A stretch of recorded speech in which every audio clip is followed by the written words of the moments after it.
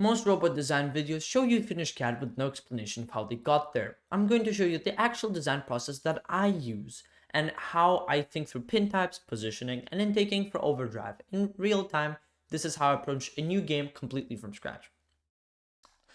To begin, this is Overdrive VEX V5 2026-27. This is a very different game to compare to what we had last year's. So, this video, we're gonna analyze the game, what could be done with it. Then we're gonna strategize and think about possible robot combinations.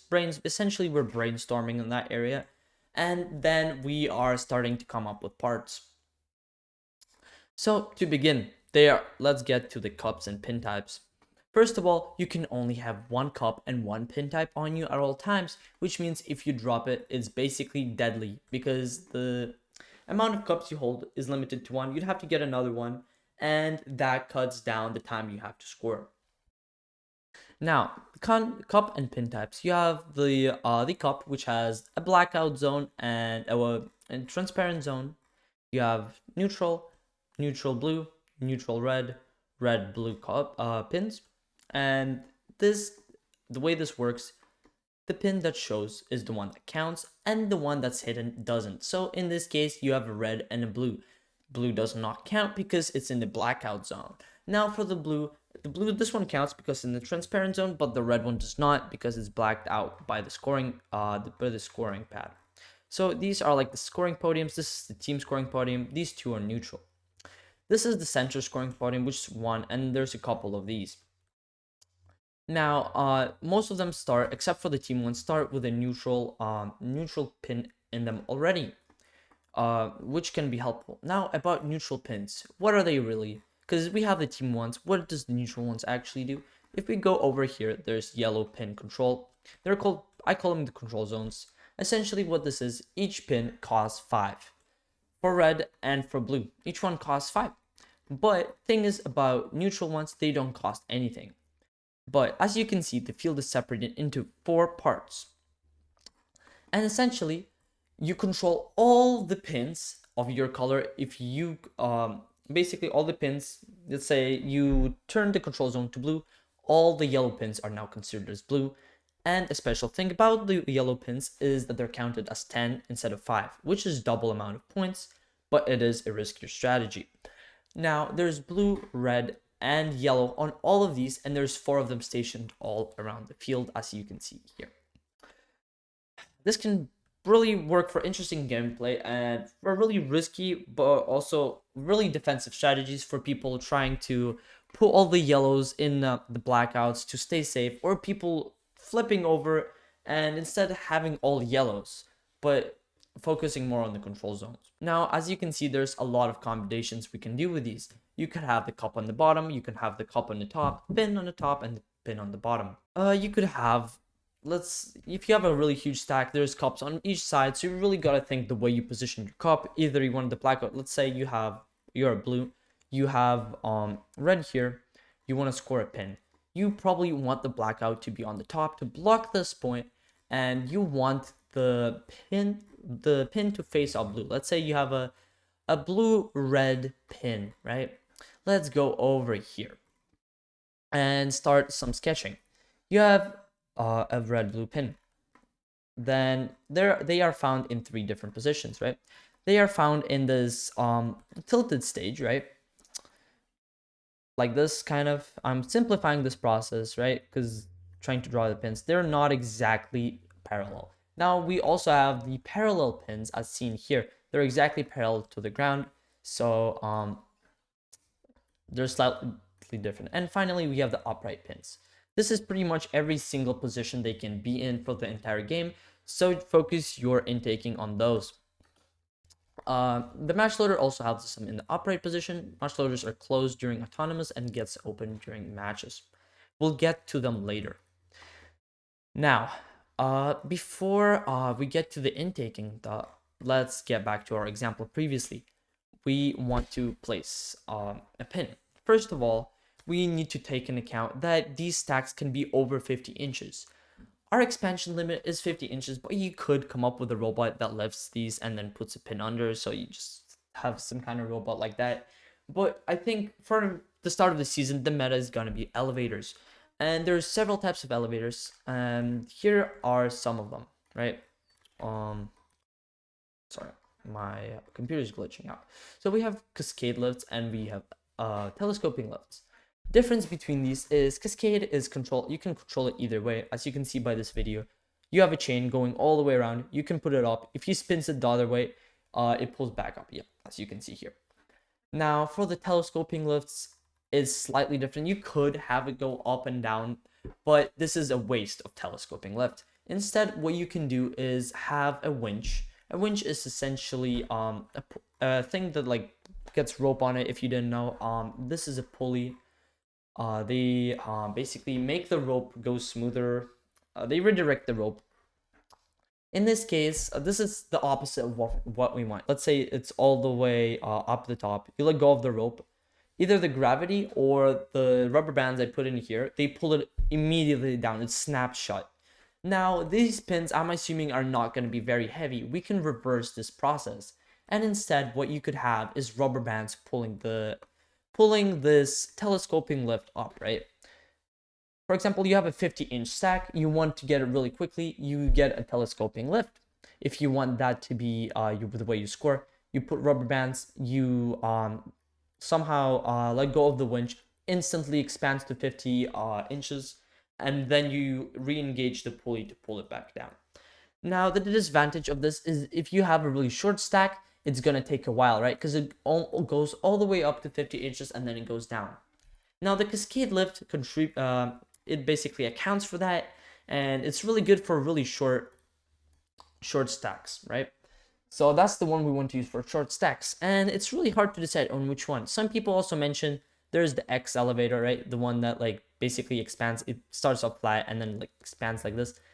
In my opinion, it's horrible. It's slow. It's better to use one of these. Maybe like some of them in parallel if you want more structure. That's kind of what we had in high stakes, I think. Maybe even more for this game. Now, my idea is, since we need both types scoring, why not have both? Now, before you think this is stupid, I'll explain my thought process.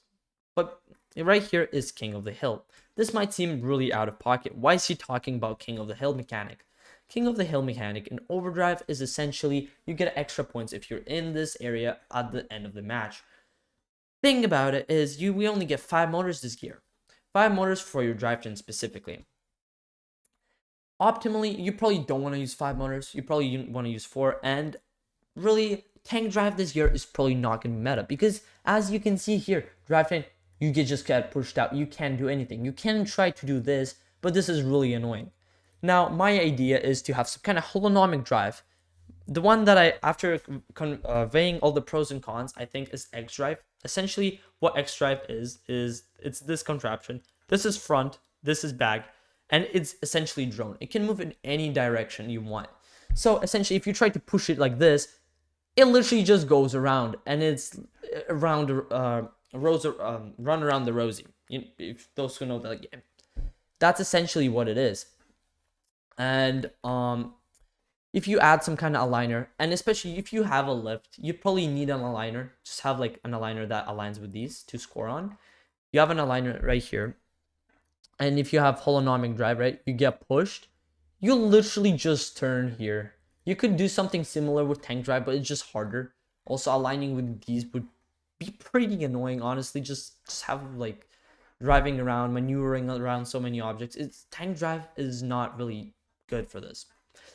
While you can still use it, it's not optimal. Now that we've decided that we have 4 motors, that means we have 4 motors left over for our other mechanisms. What I suggest actually is using 3 motors for the lift. You might ask, why 3? That's a very specific number. Well, we leave 1 motor for some other mechanisms that we might need because we're not sure. 1 elevator just might not be enough. There's other game mechanics that we might need that 1 motor for.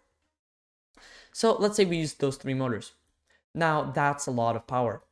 So we can gear it up to 1200 RPM, 600 RPM, depending on how well you optimize it. So you can have an insanely fast lift.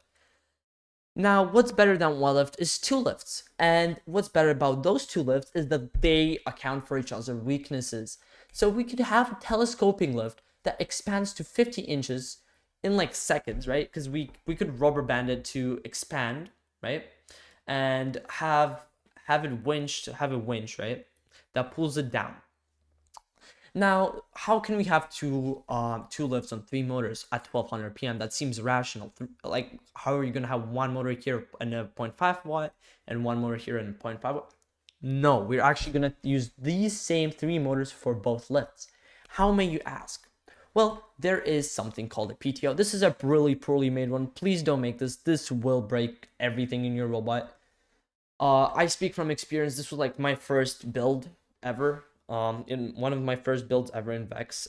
It didn't turn out so well. Essentially, this is a piston. It pushes a gear away from another gear, or it can, when it expands, it pushes the gear away. When it contracts, it brings the gear closer. And what you can do is, let's say you have a gear, right? You want to sometimes engage this gear, right? This is where the motor is, right? It spins here, but you have it somewhere working. You don't always want it powering this. So instead, you have this pistonized system. Essentially, when it's expanded, it will power it. And once it's disabled, it will stop powering it because it's no longer contacting, right? So that's the way a basic PTO works. See, you're learning new things already. So now that we have this here, we have two PTOs. You have a telescope lift here and a cascade lift here. This one, a cascade lift here, will be for short distances, while telescoping lift will be for 50 inches. Now we have a PTO here next to the winch. Essentially, when this PTO is enabled, the telescoping lift can only go down. Now, once this PTO is disabled, the rubber bands will immediately expand it to 50 inches, giving us that fast expansion, and then we bring it down. As you can see, this is where the cascade lift comes in, because if it's literally like less than 30 inches, it might be faster to use the cascade. So let's say you want to use the cascade lift. So now what you can do actually is, let's say you could have some kind of idling mechanism for this, while here we have a PTO, a second PTO. Now this one is special compared to the previous one. What this could do is have one gear that powers everything, right? As seen in this diagram, right? Let's say the gear I'm talking about is, we're powering this gear, right? And this gear is connecting to that gear that's powering everything. Now, if you put the second gear, that gear won't move. This one gives power. Now, this, once you disable the PTO, this gear won't give power. It will just essentially stop, freezing the cascade lift. And you might wonder, why are we doing this? What can happen? Let's say you're like lifting the pin and the cup, right? When you came up with some kind of attachment that can do this. Now you have your lift all the way up because you just used the telescoping lift. Now you disengage this PTO, and while you're like driving up to score, right, you have a macro that immediately like pulls this all the way down. And once you've scored, you can already now use your second lift. So it's like a recharge system as well. Now, how good is two lifts without two intakes? And you might say, well, Ilya, you have one motor left. What are you gonna do with one motor? And what I'm saying is actually this really clever thing. As I said previously, pins can be found in three different positions: completely upright, parallel, and angled. Angled, as we can see over on here. Now, what we can assume, since we don't have the CAD files yet, because it is Sunday, April 26th, 2 days before the CAD files release.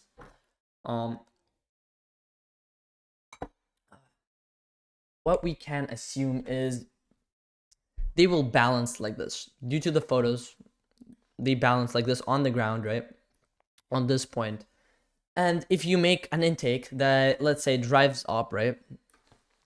And you have a flywheel, not a flywheel, one of the big flex wheels here. And you might ask, that's a really weird intake. Why would you make an intake like this? Well, it serves two purposes. That's what I think it should serve. So we have, let's say, imagine this is the flywheel, right? Flywheel here, flywheel here. They're connected by a belt, and we're using that one motor. We'll add some chain here. You might ask, what is this for? Like, what purpose is it? This is so random. Why would you do this? So what you would do is you would drive up, make sure this is round. If you make the intakes round, where you can actually reuse them, is not only you can intake, you can actually also align with these and reuse it for this, which makes you basically invincible. Yeah, that show. Once you drive up, let's say back to our example, which you might think, oh my god, he's finally back to the pin example. We want to score the blue pin on the top, right? The blackout cup on the bottom. But we have a problem. We have a yellow pin here, right? At the front. Pin here. And problem is we want the pin at the telescoping lift, right? What we could do is we could come in here, right? Instead we could like drive around it and intake it from that's tedious. Who's gonna do this? This is a waste of time. Instead, what we can do is intake it through the telescoping lift. The way the intake will work is there will be like a slide thing that will stop. So let's say, wait, can I move this? Oh yeah, I can move this. No, not the entire thing. So I will so basically the tip stops at the slide, right in the middle. So we have the aligner.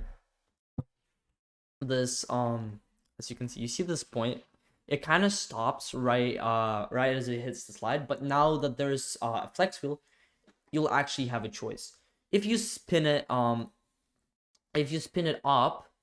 what will happen is it will like it will kind of flip over. Can I flip it? No, I cannot. What will happen is I hate this program. It's great, but I also hate it. You can't have enough freedom in it.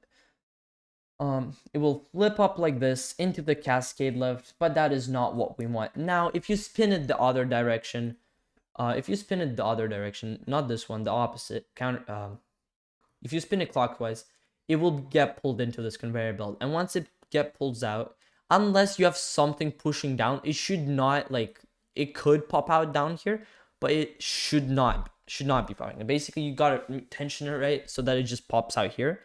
And now you just what was it? Once it pops out, you just drive back in, and it should align itself properly. Once it's like here, right? It's gonna align here. Now, what I was thinking, I've not come up with a design to we want to assemble it probably inside of the robot to speed up the scoring, like the cup and cone combo. So what I thought of is probably using zip ties, which zip ties are the greatest thing that has ever happened to humans, by the way. So like, if you were wondering, by the way, if something's gonna fall out, you probably want to like have some kind of block. So because the flex wheel is gonna like spin it here, right? So it'll probably like head there because it has nowhere to go. It's just gonna rebound off the flex wheel, right? Just make sure you have a block here. So before it gets picked up by the claw, let's add this mechanism. And this mechanism isn't really a mechanism. It's more like just like spamming zip ties. Wait, let me just edit this drawing instead so I can just like move that later on.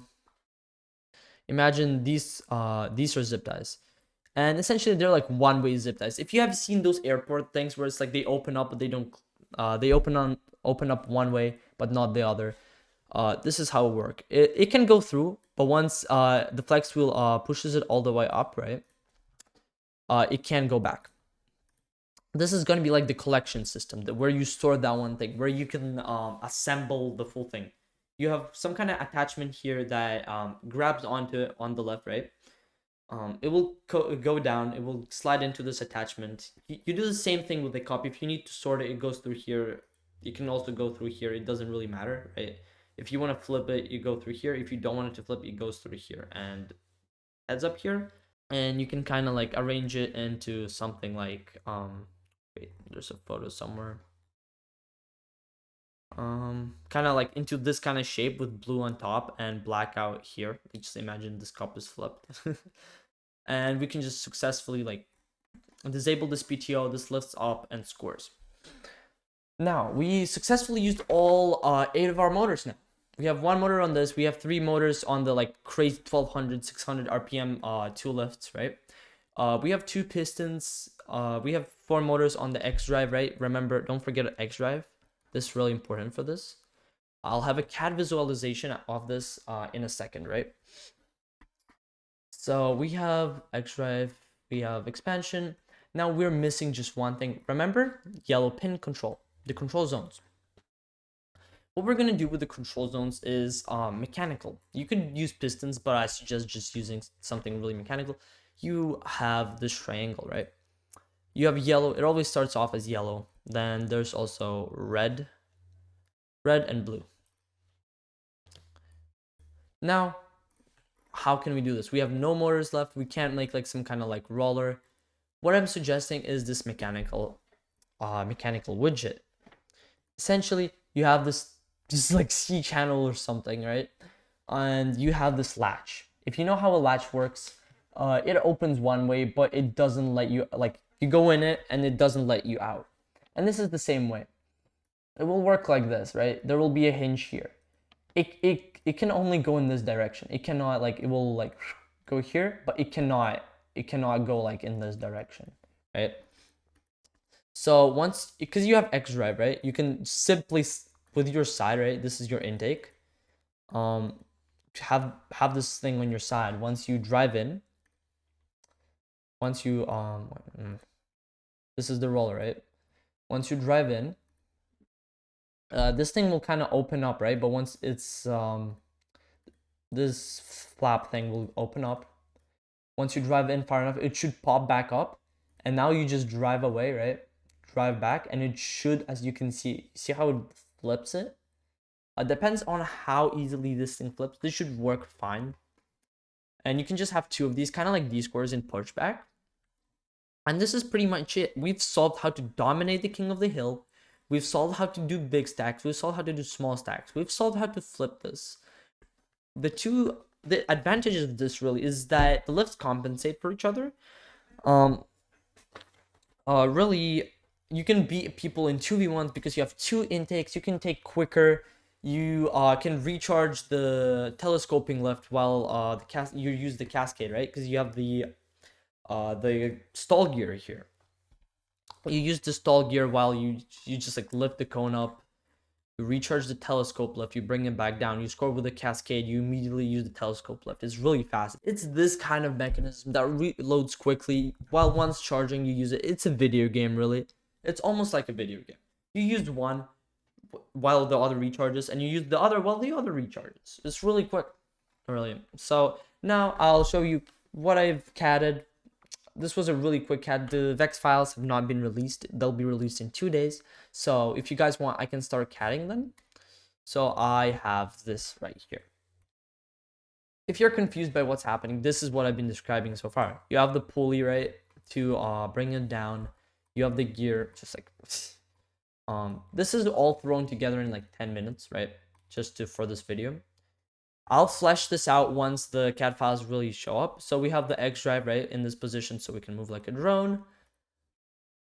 This is, imagine cascade lift over here. Not really CADed that part. You can imagine the tank, like these tank treads. I could not find them in the CAD.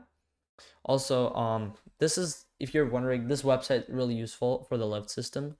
So it talks about a really different lift. This is telescoping lift, really poor version. Do not use these slides.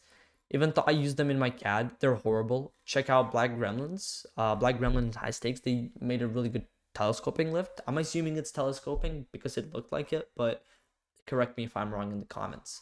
This is a chain lift. Basically, this is a cascade lift, but it's literally a cascade lift. It has another name.